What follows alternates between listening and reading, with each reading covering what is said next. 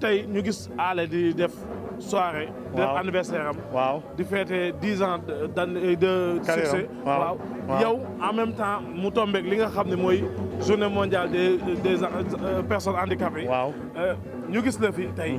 ban yëg-yëg nga am tey. waaw kontaan rek parce que xam nga ñun bu gars yi defee benn ñu ne war a def ñaar wala ñett. parce que li may wax rek africains yi ñun dañoo xaw a am retard si ni ñu gisee handicapé yi.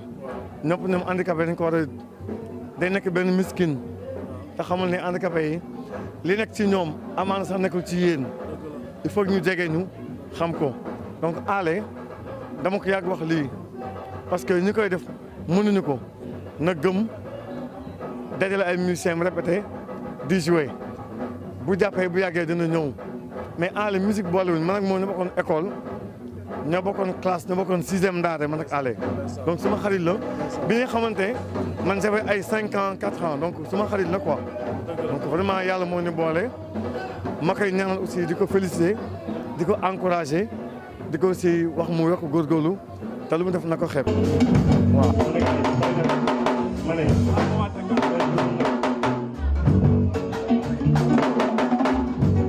mais Modou Ndiaye am na leer bi tàng na waaye bi may gërëm Ibrahima Seck alias design waaw ndax moom nag vraiment jàpp nañu bu baax a baax a baax a baax di di suma gis ndeer ak suma ak suma gel daf fi am benn gel sama gel ak yu muy fax lawbe waaw suma gel la waaw kooku man lay wër laajal